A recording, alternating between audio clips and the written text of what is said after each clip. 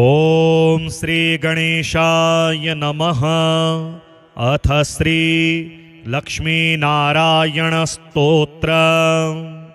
सत्यव्रतक्षेत्रललाम भूतो बाहासरित्तीरविराजमानः मखे प्रकृष्टो यर्षाणि पालै नारायणो यत विभाति लक्ष्म्या आत्रेय गोत्राम्बुधिपूर्णचन्द्रे आचार्यशीलैरभितो वरिष्ठैः आशास्यमानः परभक्तियुक्तैः नारायणो भाति सहैव लक्ष्म्या श्रीवैष्णवाग्रेसरमाननीयः आचार्यवर्या जगति प्रसिद्धः सत्सम्प्रदायावनबद्धदीक्षा त्वया प्रदात्ता जगतां विभान्ति भाग्यं जगत्यामुपवर्णनीयं त्वदीयसेवा फलमामनन्ति अस्तोक दिव्याध्वरवेदि भोग्ये जाने ग्रहारे तव भाग्यमेतत् इष्टार्थ सिद्धे भवतोपदिष्टा मिष्ट्यादिकं भूरि कृतं हि यत्र यज्ञो हि नारायण नाम रूपः त्वमत्र भासीति विभावये त्वाम् आत्रेय गोत्रैकजनि प्रकृष्टाः द्विजत्वं प्रतिपद्यमानः भूयस्तरां विष्णुपदे चरन्तः विभान्ति तुष्टस्त्वमिहासि भूत्यै नारायण त्वं रमया समेतः प्राचीं दिशमवीक्ष्य मुहुः प्रसन्नः कुतो न जाने परमं रहस्यं योपोज्ज्वलं स्तम्भमवेक्ष्यसे किं यज्ञस्य साक्षी स्थिर एव लोके यज्ञस्थली चापि विभाति सुस्था ततोऽभिजाता वसतोऽग्रहारः विश्वप्रसिद्धोऽप्यधुना त्वयैव काञ्चुत्तराचोत्तमतां प्रणीता यज्ञैर्हि सज्जैः किल यायजूकैः अत्र्यन्वयान्वयविद्वदग्र्यैः सुस्वध्वरैरध्वरवेदि दीप्तैः श्रीवादिहंसाम्बुदसूरिवर्या वंशावतंसैः किल विप्रवर्यैः श्रीनिवासाध्वरिभिः प्रतिष्ठां प्राप्तोऽग्रहारो यर्षाणि पालै प्रतिष्ठितस्त्वं निजभूम्नि नित्यं प्रतिष्ठितस्त्वं परमाग्रहारे पुनः प्रतिष्ठा भवतः प्रशस्या चिराय नारायण सन्निधस्त्व यमपयं प्राह्वयति स्म हष्टो वरप्रदो वारणशैलमूर्ध्नि देवाधिराजोपयदीक्षितोऽसौ कूटस्थ एवाभवदत्रिगोत्रे कल्याणकुल्या कमनीययूपः कार्श्यं कुतः प्रापन वेद्मि तत्त्वम् क्षमस्व सर्वान्नपराधवर्गान् रिद्धे समीक्ष्य स्वकुधातकाक्षात् कल्याणकुल्यामृतवाहिनीशात् यूपः समुच्छायमुपेतु भूयः त्वदीयधामोज्ज्वलतामुपेयात् आराधनं ते नवतां प्रदद्यात् काञ्ची घटाम्बित्यभिधानभाजः श्रीवेङ्कटाचार्यमुखः कवीन्द्राः यत्सन्निधानात् अतुलां प्रतिष्ठां संप्राप्य नारायण संविभासी दभ्रेतरे धामनि वर्धमानो दभ्रं परं धाम समाश्रितोऽसि अदभ्रदृष्ट्या स्वयमेधमानः भद्राणि नारायण संविधेयः विधि प्रणीते सुभगेष्वमेधे समुद्भवन श्यामल हव्यवाहः अस्तोकभोग्याध्वर हव्यभोक्ता नयत्यहोतान् स्वपुरं स्म देवः कलिः प्रदुष्टः कवयोऽपि नष्टः कल्याणकुल्याप्यमृतेन हीना जाताश्च दूरे सुखजीविकायै परन्तु नारायण सुस्थिरोऽसि पूतोग्रहारो मखजालकृत्या पूतास्थली सत्पदरेणुपूर्णा पूता वयं ग्राम सुनाम धृत्या वसेम नारायण ते कटाक्षे श्रीसूक्त होमेन कृतेन भक्त्या ग्रामः समृद्धिं सकलामुपैतु देवः समाराधन संप्रहृष्टः अभीष्टदायी सततं विभातु अत्र्यन्ववाये जनिमेत्य सेवा रतेन मावासरघोत्तमेन भक्त्या कृतं स्तोत्रमिदं पठन्तः लक्ष्मीकटाक्षेण विभान्तु लोके लक्ष्मीनारायणं देवं मन्दिरं नूतन निर्मितं रक्षितां यागशालां च दृष्ट्वा तुष्टिं भजेमहि सत्यव्रतक्षेत्रललामभूतो बाहासरित्तीरविराजमानः मखे प्रकृष्टो यर्षाणि पालै नारायणो यत विभाति लक्ष्म्या आत्रेय गोत्राम्बुधिपूर्णचन्द्रे आचार्यशीलैरभितो वरिष्ठैः आशास्यमानः परभक्तियुक्तैः नारायणो भाति सहैव लक्ष्म्या श्रीवैष्णवाग्रेसरमाननीयः आचार्यवर्या जगति प्रसिद्धः सतसंप्रदायावनबद्धदीक्षा त्वया प्रदात्ता जगतां विभान्ति भाग्यं जगत्यामुपवर्णनीयं त्वदीयसेवा फलमामनन्ति अस्तोकदिव्याध्वरवेदि भोग्ये जाने ग्रहारे तव भाग्यमेतत् इष्टार्थसिद्धे भवतोपदिष्ट मिष्ट्यादिकं भूरि कृतं हि यत्र यज्ञो हि नारायण नामरूपः त्वमत्र भासीति विभावये त्वाम् आत्रेयगोत्रैकजनि प्रकृष्टाः द्विजाद्विजत्वं प्रतिपद्यमानः भूयस्तरां विष्णुपदे चरन्तः विभान्ति तुष्टस्त्वमिहासि भूत्यै नारायण त्वं रमया समेतः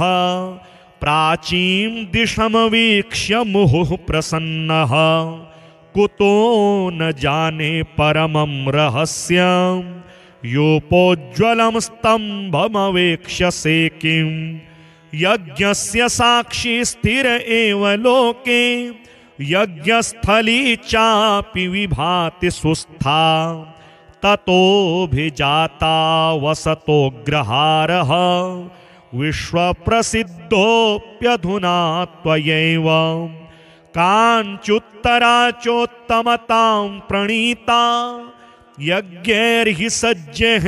किल यायजूकैः अत्र्यन्वयान्वयविद्वदग्रे सुस्वध्वरेरध्वरवेदिदीप्रे श्रीवादिहंसाम्बुदसूरिवर्य वंशावतंसेः किल विप्रवर्ये श्री श्रीनिवासाध्वरिभिः प्रतिष्ठां प्राप्तोग्रहार्हो ह्यर्षाणिपालै प्रतिष्ठितस्त्वं निजभूम्नि नित्यं प्रतिष्ठितस्त्वं परमाग्रहारे पुनः प्रतिष्ठा भवतः प्रशस्या चिराय नारायण सन्निधस्त्व यमपयं प्राह्वयति स्म हष्टो वरप्रदो वारणशैलमूर्ध्नि देवाधिराजोपयदीक्षितोऽसौ कूटस्थ एवा भवदत्रिगोत्रे कल्याणकुल्या कमनीययूपः कार्श्यं कुतः प्रापन वेद्मि तत्त्वं क्षमस्व सर्वानपराधवर्गान् रिध्ये समीक्ष्य स्वकुधात्तकाक्षात् कल्याणकुल्यामृतवाहिनीशात् यूपः समुच्छायमुपेतु भूयः त्वदीयधामोज्ज्वलतामुपेयात् आराधनं ते नवतां प्रदद्यात् काञ्ची घटाम्बित्यभिधानभाजः श्रीवेङ्कटाचार्यमुखः कवीन्द्राः यत्सन्निधानात् अतुलां प्रतिष्ठां सम्प्राप्य नारायण संविभासि दभ्रेतरे धामनि वर्धमानो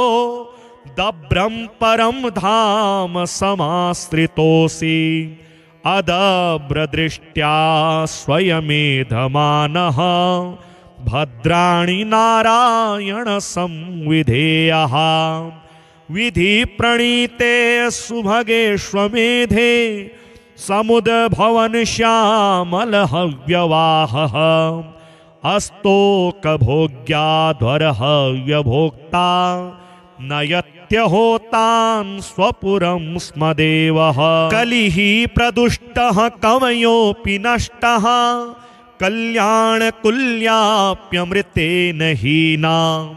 जाताश्च दूरे सुखजीविकायै परन्तु नारायण सुस्थिरोऽसि पूतोग्रहारो मखजालकृत्या पूतास्थली सत्पदरेणुपूर्णा पूता वयं ग्राम सुनाम धृत्या वसेम नारायण ते कटाक्षे श्रीसूक्त होमेन कृतेन भक्त्या ग्रामसमृद्धिं सकलामुपैतु देवसमाराधन संप्रहृष्टः अभीष्टदायी सततं विभातु अत्र्यन्ववाये जनिमेत्य सेवा रतेन मावासरघोत्तमेन भक्त्या कृतं स्तोत्रमिदं पठन्तः लक्ष्मीकटाक्षेण विभान्तु लोके लक्ष्मीनारायणं देवं मन्दिरं नूतन निर्मितं रक्षितां यागशालां च दृष्ट्वा तुष्टिं भजेमहि सत्यव्रतक्षेत्रललामभूतो बाहासरित्तीरविराजमानः मखे प्रकृष्टो यर्षाणिपालै नारायणो यत विभाति लक्ष्म्या आत्रेय गोत्राम्बुधिपूर्णचन्द्रे आचार्यशीलैरभितो वरिष्ठैः आशास्यमानः परभक्तियुक्तैः नारायणो भाति सहैव लक्ष्म्या श्रीवैष्णवाग्रेसरमाननीयः आचार्यवर्या जगति प्रसिद्धः सत्सम्प्रदायावनबद्धदीक्षा त्वया प्रदात्ता जगतां विभान्ति। भाग्यं जगत्यामुपवर्णनीयं त्वदीयसेवा फलमामनन्ति। अस्तोकदिव्याध्वरवेदि भोग्ये जाने ग्रहारे तव भाग्यमेतत्। इष्टार्थसिद्धे भवतोपदिष्ट मिष्ट्यादिकं भूरि कृतं हि यत्र। यज्ञो हि नारायणनामरूपः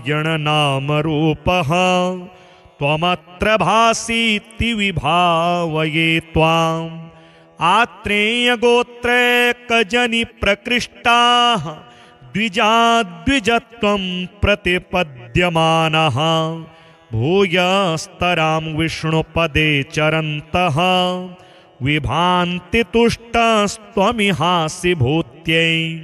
नारायण त्वं रमया समेतः प्राचीं दिशमवीक्ष्य मुहुः प्रसन्नः। कुतो न जाने परमं रहस्यं योपोज्ज्वलं स्तम्भमवेक्ष्यसे किम्। यज्ञस्य साक्षी स्थिर एव लोके यज्ञस्थली चापि विभाति सुस्था। ततोऽभिजाता वसतोऽग्रहारः विश्वप्रसिद्धोऽप्यधुना त्वयैव। काञ्चुत्तरा चोत्तमतां प्रणीता यज्ञैर्हि सज्जैः किल यायजूकैः। अत्र्यन्वयान्वयविद्वदग्र्यैः सुस्वध्वरैरध्वरवेदि दीप्रेः। श्रीवादिहंसाम्बुदसूरिवर्य वंशावतंसः किल विप्रवर्यैः। श्रीश्रीनिवासाध्वरिभिः प्रतिष्ठां प्राप्तोऽग्रहारो ह्यर्षाणिपालैः। प्रतिष्ठितस्त्वं निजभूम्नि नित्यं प्रतिष्ठितस्त्वं परमाग्रहारे। पुनः प्रतिष्ठा भवतः प्रशस्या चिराय नारायण सन्निधस्त्व। यमपयं प्राह्वयति स्म हष्टो वरप्रदो वारणशैलमूर्ध्नि। देवाधिराजोपयदीक्षितोऽसौ कूटस्थ एवा भवदत्रिगोत्रे। कल्याणकुल्या कमनीययूपः कार्श्यं कुतः प्रापन वेद्मि तत्त्वम्। क्षमस्व सर्वानपराधवर्गान् रिद्धे समीक्ष्य स्वकुधातकाक्षात्। कल्याणकुल्यामृतवाहिनीशात् यूपः समुच्छायमुपेतु भूयः। त्वदीयधामोज्ज्वलतामुपेयात् आराधनं ते नवतां प्रदद्यात्। काञ्ची घटाम्बित्यभिधानभाजः श्रीवेङ्कटाचार्यमुखः कवीन्द्राः। यत्सन्निधानात् अतुलां प्रतिष्ठां सम्प्राप्य नारायण संविभासि।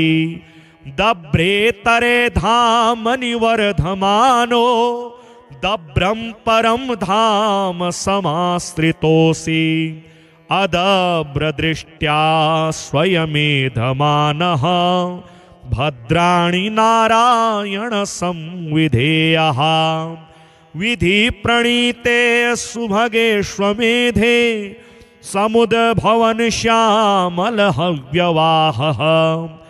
अस्तोकभोग्याध्वरहव्यभोक्ता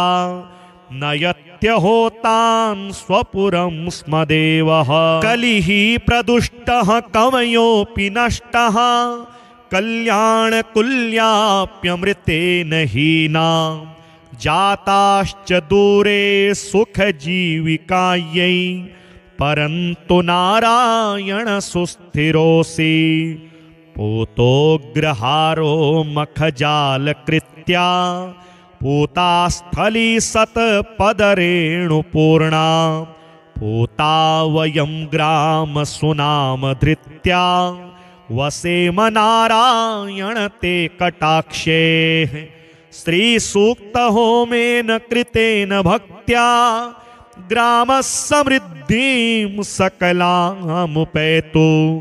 देवसमाराधन संप्रहृष्टः अभीष्टदायी सततं विभातु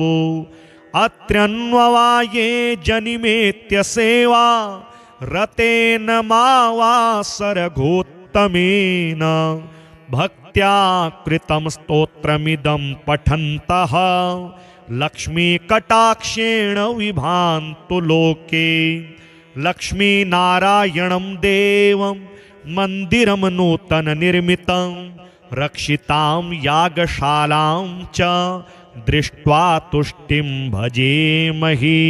सत्यव्रतक्षेत्रललामभूतो बाहासरित्तीरविराजमानः मखे प्रकृष्टो यर्षाणि पालै नारायणो यत विभाति लक्ष्म्या आत्रेय गोत्राम्बुधिपूर्णचन्द्रे आचार्यशीलैरभितो वरिष्ठैः आशास्यमानः परभक्तियुक्तैः नारायणो भाति सहैव लक्ष्म्या श्रीवैष्णवाग्रेसरमाननीयः आचार्यवर्या जगति प्रसिद्धः सतसम्प्रदायावनबद्धदीक्षा त्वया प्रदात्ता जगतां विभान्ति भाग्यं जगत्यामुपवर्णनीयं त्वदीयसेवा फलमामनन्ति अस्तोकदिव्याध्वरवेदि भोग्ये जाने ग्रहारे तव भाग्यमेतत् इष्टार्थसिद्धे भवतोपदिष्ट मिष्ट्यादिकं भूरि कृतं हि यत्र यज्ञो हि नारायण नामरूपः त्वमत्र भासीति विभावये त्वाम् आत्रेयगोत्रैकजनि प्रकृष्टाः द्विजाद्विजत्वं प्रतिपद्यमानः भूयस्तरां विष्णुपदे चरन्तः विभान्ति तुष्टस्त्वमिहासि भूत्यै नारायण त्वं रमया समेतः प्राचीं दिशमवीक्ष्य मुहुः प्रसन्नः कुतो न जाने परमं रहस्यं योपोज्ज्वलं स्तम्भमवेक्ष्यसे किं यज्ञस्य साक्षी स्थिर एव लोके यज्ञस्थली चापि विभाति सुस्था ततोऽभिजाता वसतोऽग्रहारः विश्वप्रसिद्धोऽप्यधुना त्वयैव काञ्चुत्तरा चोत्तमतां प्रणीता यज्ञैर्हि सज्जैः किल या यजूकैः अत्र्यन्वयान्वयविद्वदग्र्यैः सुस्वध्वरैरध्वरवेदि दीप्रेः श्रीवादिहंसाम्बुदसूरिवर्य वंशावतंसः किल विप्रवर्यैः श्रीश्रीनिवासाध्वरिभिः प्रतिष्ठां प्राप्तोऽग्रहारो ह्यर्षाणिपालै प्रतिष्ठितस्त्वं निजभूम्नि नित्यं प्रतिष्ठितस्त्वं परमाग्रहारे पुनः प्रतिष्ठा भवतः प्रशस्या चिराय नारायण सन्निधस्त्व यमपयं प्राह्वयति स्म हष्टो वरप्रदो वारणशैलमूर्ध्नि देवाधिराजोऽप्यनुग्रहार्थं पयदीक्षितोऽसौ कूटस्थ एवाभवदत्रिगोत्रे कल्याणकुल्या कमनीययूपः कार्श्यं कुतः प्राप न वेद्मि तत्त्वं क्षमस्व सर्वानपराधवर्गान् रिध्ये समीक्ष्य स्वकुधातकाक्षात् कल्याणकुल्यामृतवाहिनी स्यात् यूपः समुच्छायमुपेतु भूयः त्वदीयधामोज्ज्वलतामुपेयात् आराधनं ते नवतां प्रदद्यात् काञ्ची घटाम्बित्यभिधानभाजः श्रीवेङ्कटाचार्यमुखः कवीन्द्राः यत्सन्निधानात् अतुलां प्रतिष्ठां सम्प्राप्य नारायण संविभासि दभ्रेतरे धामनि वर्धमानो दभ्रं परं धाम समाश्रितोऽसि अदभ्रदृष्ट्या स्वयमेधमानः भद्राणि नारायण संविधेयः विधि प्रणीते सुभगेष्वमेधे समुद्भवन श्यामलहव्यवाहः अस्तोकभोग्याध्वरहव्यभोक्ता नयत्यहोतान् स्वपुरं स्म देवः कलिः प्रदुष्टः कवयोऽपि नष्टः कल्याणकुल्याप्यमृतेन हीना जाताश्च दूरे सुखजीविकायै परन्तु नारायण सुस्थिरोऽसि पूतोग्रहारो मखजालकृत्या पूतास्थली सत्पदरेणुपूर्णा पूता वयं ग्रामसुनामधृत्या वसेम नारायण ते कटाक्षे श्रीसूक्तहोमेन कृतेन भक्त्या ग्रामसमृद्धिं सकलामुपैतु देवसमाराधन संप्रहृष्टः अभीष्टदायी सततं विभातु अत्र्यन्ववाये जनिमेत्य सेवा रतेन मावासरघोत्तमेन भक्त्या कृतं स्तोत्रमिदं पठन्तः लक्ष्मीकटाक्षेण विभान्तु लोके लक्ष्मीनारायणं देवं मन्दिरं नूतननिर्मितं रक्षितां यागशालां च दृष्ट्वा तुष्टिं भजेमहि सत्यव्रतक्षेत्रललामभूतो बाहासरित्तीरविराजमानः मखे प्रकृष्टो यरषाणि पालै नारायणो यत्तविभाति लक्ष्म्या आत्रेय गोत्राम्बुधिपूर्णचन्द्रे आचार्यशीलैरभितो वरिष्ठैः आशास्यमानः परभक्तियुक्तैः नारायणो भाति सहैव लक्ष्म्या श्रीवैष्णवाग्रेसरमाननीयः आचार्यवर्या जगति प्रसिद्धः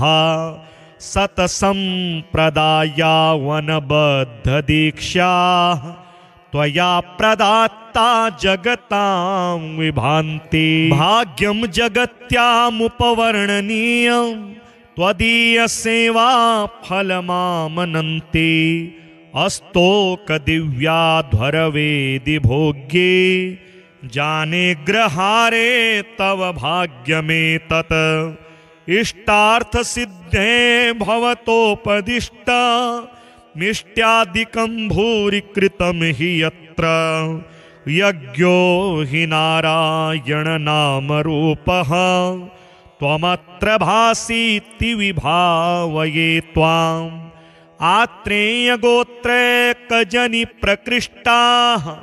द्विजाद्विजत्वं प्रतिपद्यमानः भूयस्तरां विष्णुपदे चरन्तः विभान्ति तुष्टस्त्वमिहासि भूत्यै नारायणत्वं रमया समेतः प्राचीं दिशमवीक्ष्य मुहुः प्रसन्नः कुतो न जाने परमं रहस्यं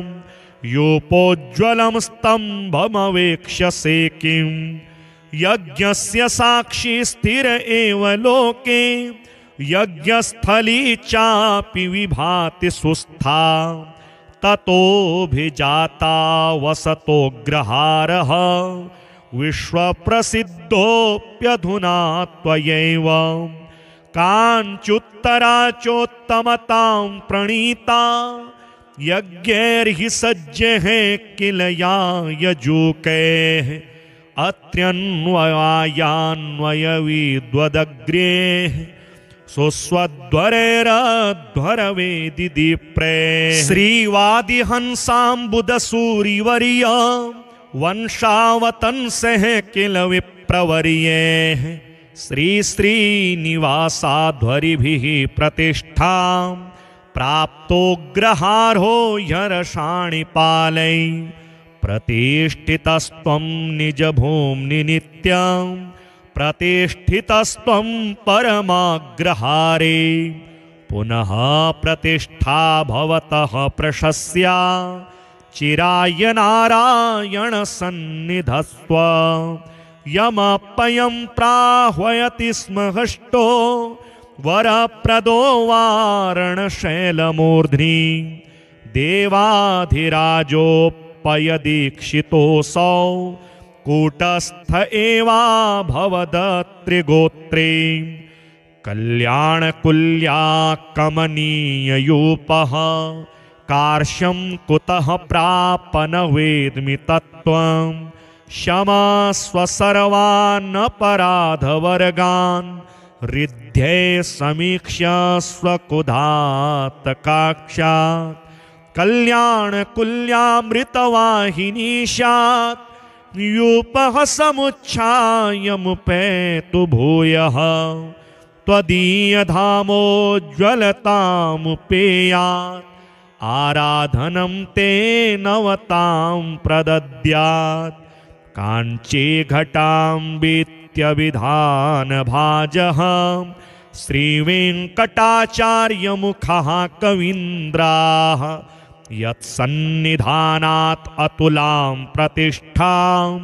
सम्प्राप्य नारायण संविभासि दभ्रेतरे धामनि वर्धमानो दभ्रं परं धाम समाश्रितोऽसि अदभ्रदृष्ट्या स्वयमेधमानः भद्राणि नारायण संविधेयः विधि प्रणीते सुभगेष्वमेधे समुद्भवन श्यामल हव्यवाहः अस्तोकभोग्याध्वर हव्यभोक्ता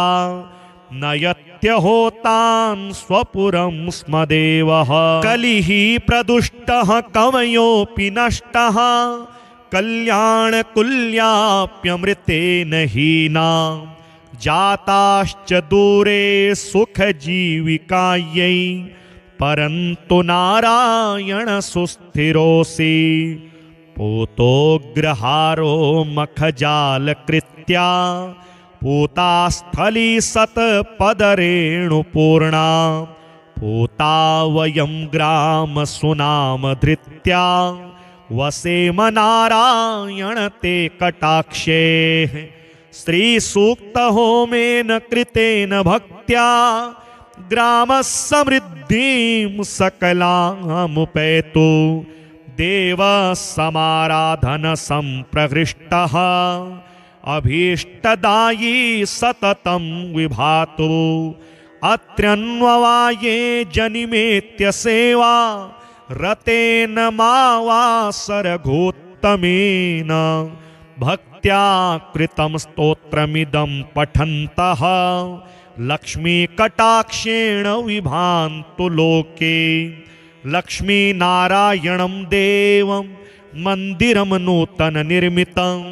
रक्षितां यागशालां च दृष्ट्वा तुष्टिं भजेमहि। सत्यव्रतक्षेत्रललामभूतो बाहासरित्तीरविराजमानः मखे प्रकृष्टो यर्षाणिपालै नारायणो यत विभाति लक्ष्म्या। आत्रेय गोत्राम्बुधिपूर्णचन्द्रे आचार्यशीलैरभितो वरिष्ठैः आशास्यमानः परभक्तियुक्तैः नारायणो भाति सहैव लक्ष्म्या। श्रीवैष्णवाग्रेसरमाननीयः आचार्यवर्या जगति प्रसिद्धः सतसंप्रदाया वनबद्धदीक्षा त्वया प्रदात्ता जगतां विभान्ति। भाग्यं जगत्यामुपवर्णनीयं त्वदीयसेवा फलमामनन्ति। अस्तोकदिव्याध्वरवेदि भोग्ये जाने ग्रहारे तव भाग्यमेतत्। इष्टार्थसिद्धे भवतोपदिष्ट मिष्ट्यादिकं भूरि कृतं हि यत्र। यज्ञो हि नारायण नामरूपः त्वमत्र भासीति विभावये त्वाम्। आत्रेयगोत्रैकजनि प्रकृष्टाः द्विजाद्विजत्वं प्रतिपद्यमानः भूयस्तरां विष्णुपदे चरन्तः विभान्ति तुष्टस्त्वमिहासि भूत्यै। नारायण त्वं रमया समेतः प्राचीं दिशमवीक्ष्य मुहुः प्रसन्नः। कुतो न जाने परमं रहस्यं योपोज्ज्वलं स्तम्भमवेक्ष्यसे किं।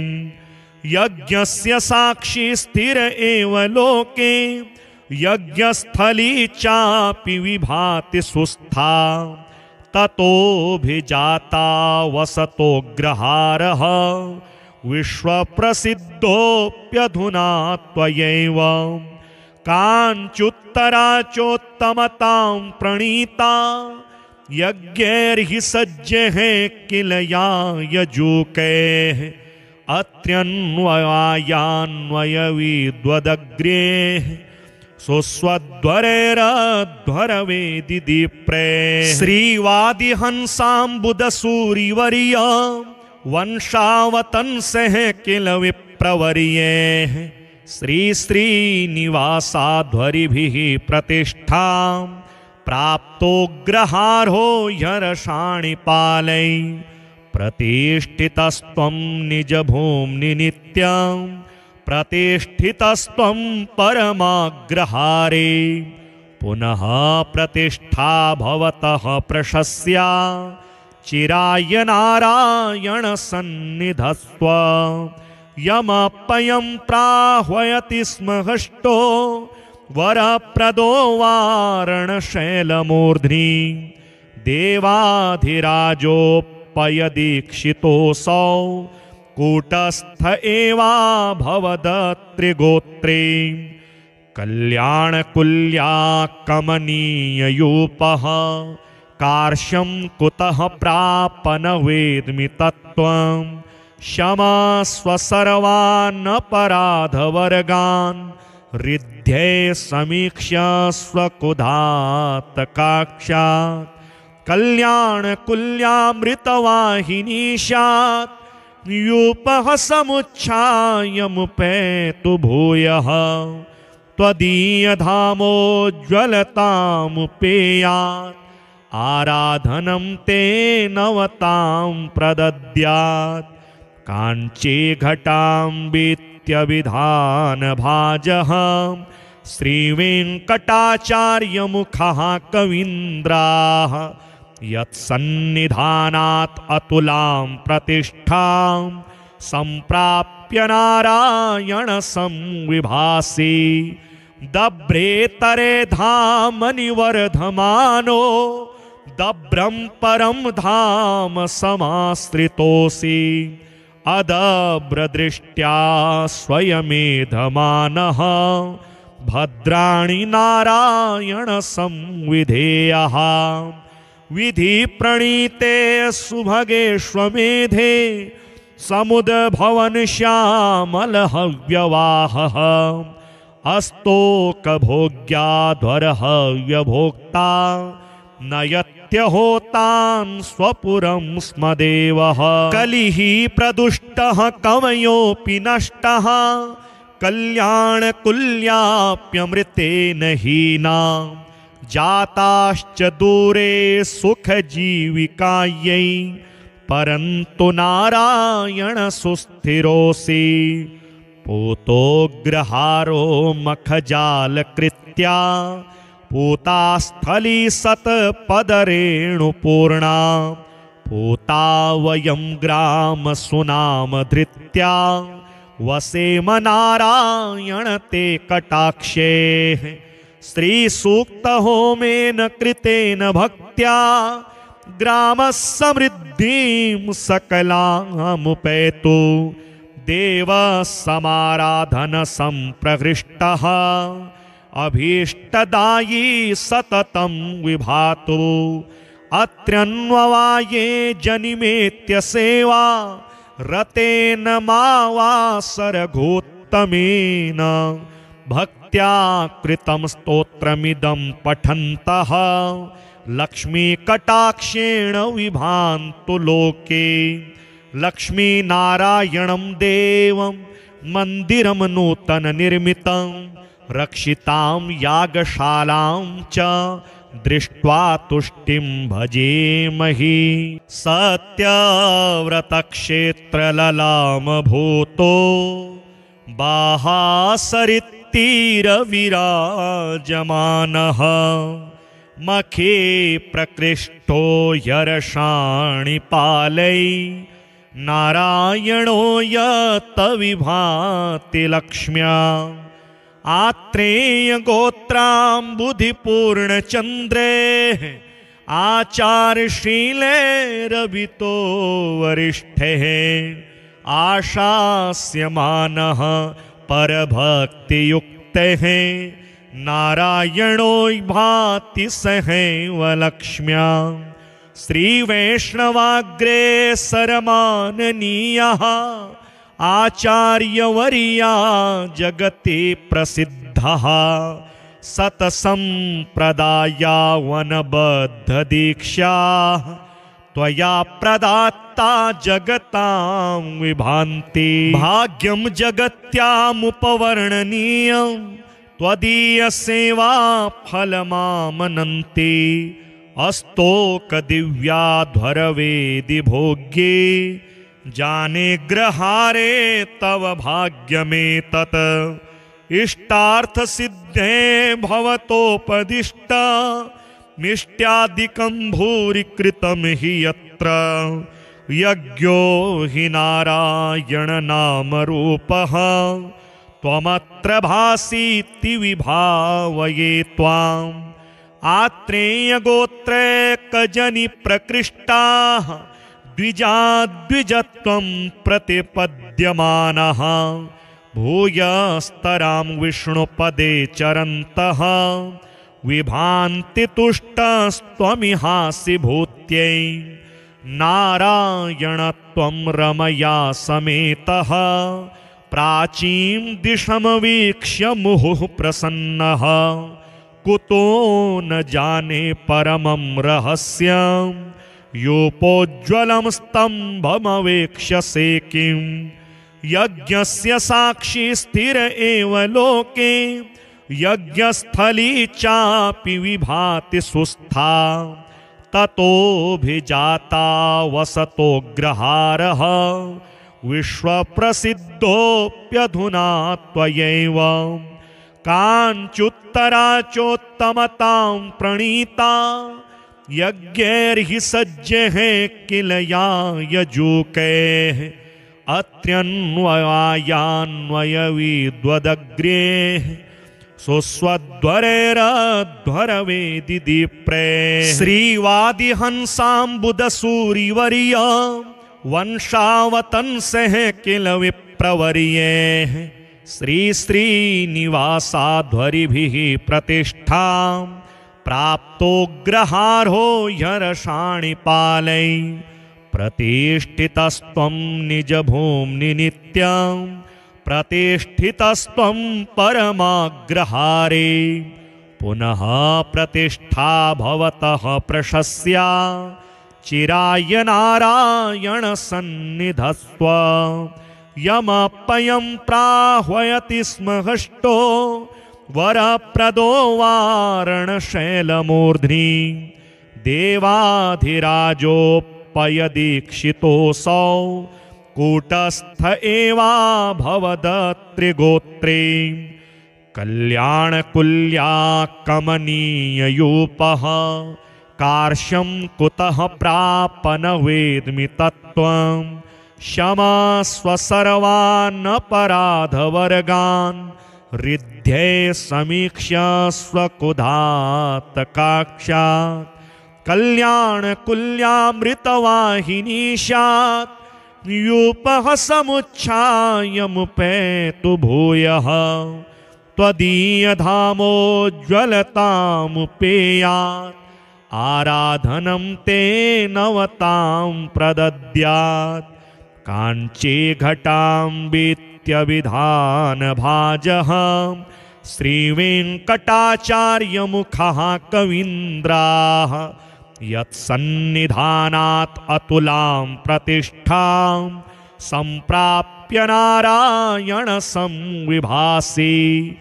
दभ्रेतरे धामनि वर्धमानो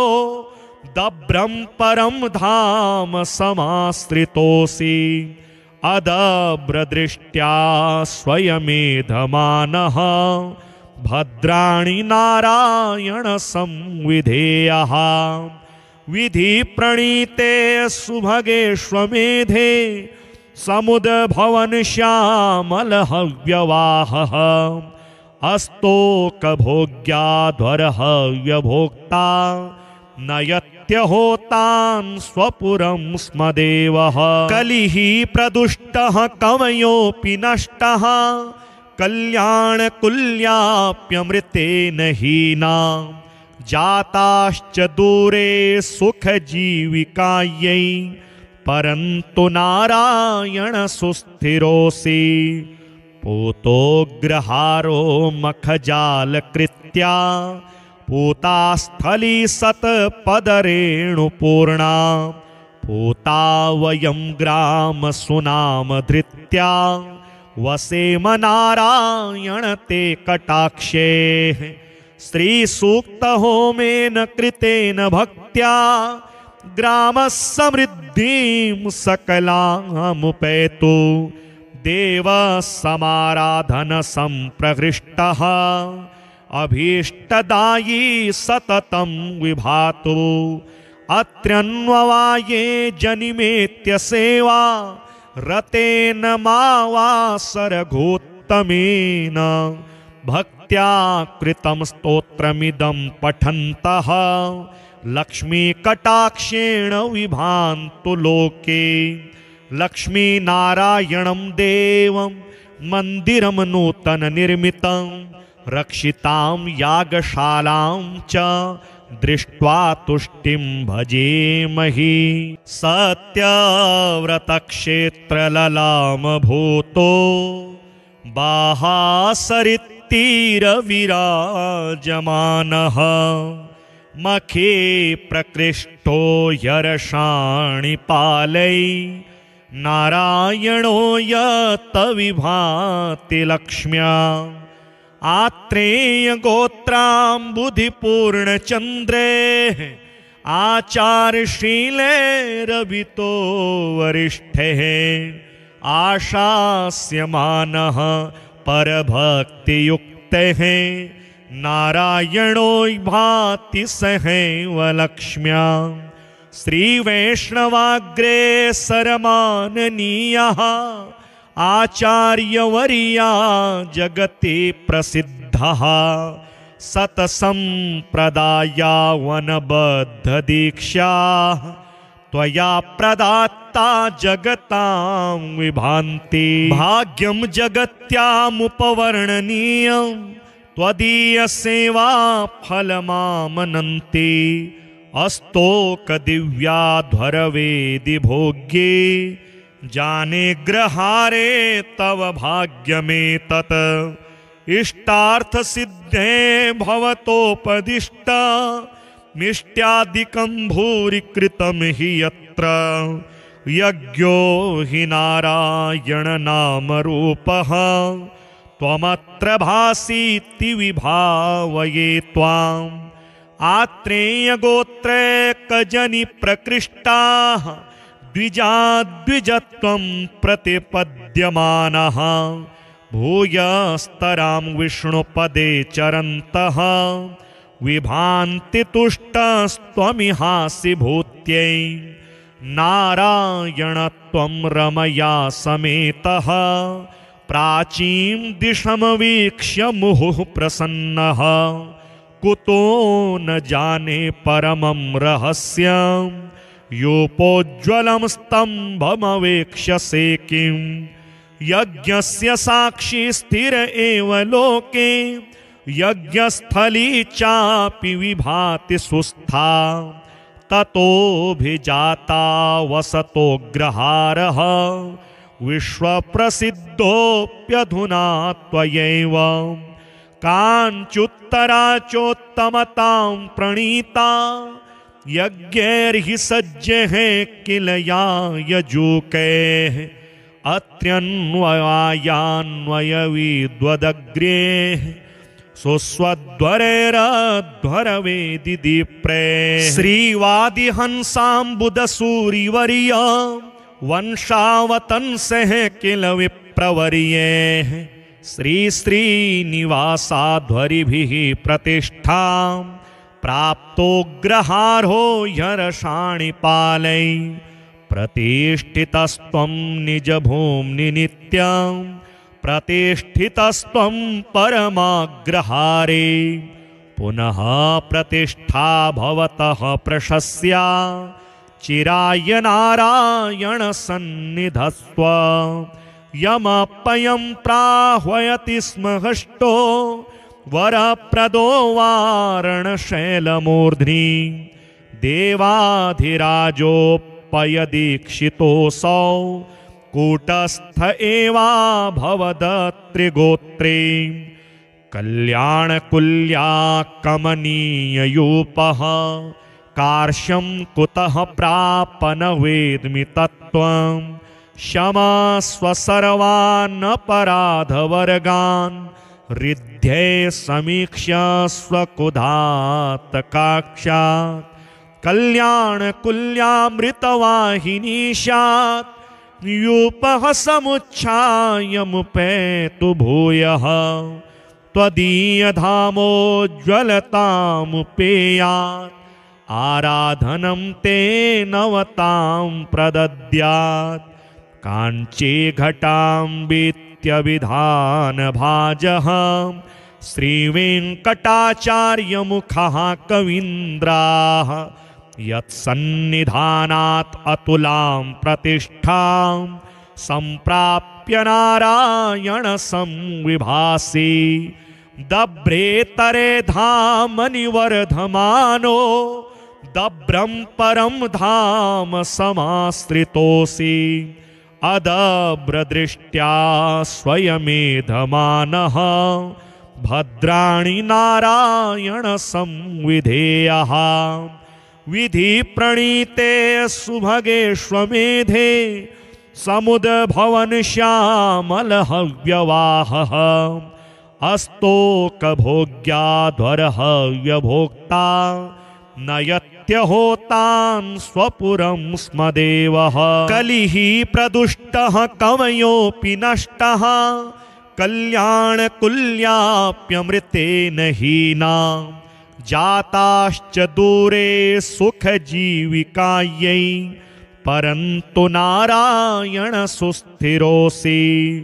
पूतोऽग्रहारो मखजालकृत्या पूतास्थली सत्पदरेणुपूर्णा पूता वयं ग्रामसुनामधृत्या वसेम नारायण ते कटाक्षे श्रीसूक्तहोमेन कृतेन भक्त्या ग्रामसमृद्धिं सकलामुपैतु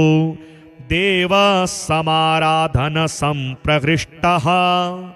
अभीष्टदायी सततं विभातु अत्र्यन्ववाये जनिमेत्य सेवा रतेन मावासरघोत्तमेन भक्त्या कृतं स्तोत्रमिदं पठन्तः लक्ष्मीकटाक्षेण विभान्तु लोके लक्ष्मीनारायणं देवं मन्दिरं नूतननिर्मितं रक्षितां यागशालां च दृष्ट्वा तुष्टिं भजेमहि सत्यव्रतक्षेत्रललामभूतो बाहासरित्तीरविराजमानः मखे प्रकृष्टो यरषाणिपालै नारायणो यत्तविभाति लक्ष्म्या आत्रेयगोत्राम्बुधिपूर्णचन्द्रे आचारशीलैरभितो वरिष्ठैः आशास्यमानः परभक्तियुक्तैः नारायणो भाति सहैव लक्ष्म्या श्रीवैष्णवाग्रेसरमाननीयः आचार्यवर्या जगति प्रसिद्धः सतसम्प्रदायावनबद्धदीक्षा त्वया प्रदात्ता जगतां विभान्ति भाग्यं जगत्यामुपवर्णनीयं त्वदीयसेवा फलमामनन्ति अस्तोकदिव्याध्वरवेदि भोग्ये जाने ग्रहारे तव भाग्यमेतत् इष्टार्थसिद्धे भवतोपदिष्ट मिष्ट्यादिकं भूरि कृतं हि यत्र यज्ञो हि नारायण नामरूपः त्वमत्र भासीति विभावये त्वाम् आत्रेयगोत्रैकजनि प्रकृष्टाः द्विजाद्विजत्वं प्रतिपद्यमानः भूयस्तरां विष्णुपदे चरन्तः विभान्ति तुष्टस्त्वमिहासि भूत्यै नारायणत्वं रमया समेतः प्राचीं दिशमवीक्ष्य मुहुः प्रसन्नः कुतो न जाने परमं रहस्यं योपोज्ज्वलं स्तम्भमवेक्ष्यसे किं यज्ञस्य साक्षी स्थिर एव लोके यज्ञस्थली चापि विभाति सुस्था ततोऽभिजाता वसतोऽग्रहारः विश्वप्रसिद्धोऽप्यधुना त्वयैव काञ्चुत्तरा चोत्तमतां प्रणीता यज्ञैर्हि सज्जैः किल या यजूकैः अत्र्यन्वयान्वयविद्वदग्र्यैः सुस्वध्वरैरध्वरवेदि दीप्रे श्रीवादिहंसाम्बुदसूरिवर्य वंशावतंसः किल विप्रवर्यैः श्रीश्रीनिवासाध्वरिभिः प्रतिष्ठां प्राप्तोऽग्रहारो ह्यरषाणिपालै प्रतिष्ठितस्त्वं निजभूम्नि नित्यं प्रतिष्ठितस्त्वं परमाग्रहारे पुनः प्रतिष्ठा भवतः प्रशस्या चिराय नारायण सन्निधस्त्व यमपयं प्राह्वयति स्म हष्टो वरप्रदो वारणशैलमूर्ध्नि देवाधिराजोपयदीक्षितोऽसौ कूटस्थ एवाभवदत्रिगोत्रे कल्याणकुल्या कमनीययूपः कार्श्यं कुतः प्रापन वेद्मि तत्त्वं क्षमस्व सर्वानपराधवर्गान् हृद्ये समीक्ष्य स्वकुधातकाक्षात् कल्याणकुल्यामृतवाहिनी स्यात् यूपः समुच्छायमुपेतु भूयः त्वदीयधामोज्ज्वलतामुपेयात् आराधनं ते नवतां प्रदद्यात् काञ्ची घटाम्बित्यभिधानभाजः श्रीवेङ्कटाचार्यमुखः कवीन्द्राः यत्सन्निधानात् अतुलां प्रतिष्ठां सम्प्राप्य नारायण संविभासि दभ्रेतरे धामनि वर्धमानो दभ्रं परं धाम समाश्रितोऽसि अदभ्रदृष्ट्या स्वयमेधमानः भद्राणि नारायण संविधेयः विधि प्रणीते सुभगेष्वमेधे समुद्भवन श्यामलहव्यवाहः अस्तोकभोग्याध्वरहव्यभोक्ता नयत्यहोतान् स्वपुरं स्म देवः कलिः प्रदुष्टः कवयोऽपि नष्टः कल्याणकुल्याप्यमृतेन हीना जाताश्च दूरे सुखजीविकायै परन्तु नारायण सुस्थिरोऽसि पूतोग्रहारो मखजालकृत्या पूतास्थली सत्पदरेणुपूर्णा पूता वयं ग्रामसुनामधृत्या वसेम नारायण ते कटाक्षे श्रीसूक्तहोमेन कृतेन भक्त्या ग्रामसमृद्धिं सकलामुपैतु देवसमाराधन संप्रहृष्टः अभीष्टदायी सततं विभातु अत्र्यन्ववाये जनिमेत्य सेवा रतेन मावासरघोत्तमेन भक्त्या कृतं स्तोत्रमिदं पठन्तः लक्ष्मीकटाक्षेण विभान्तु लोके लक्ष्मीनारायणं देवं मन्दिरं नूतन निर्मितं रक्षितां यागशालां च दृष्ट्वा तुष्टिं भजेमहि।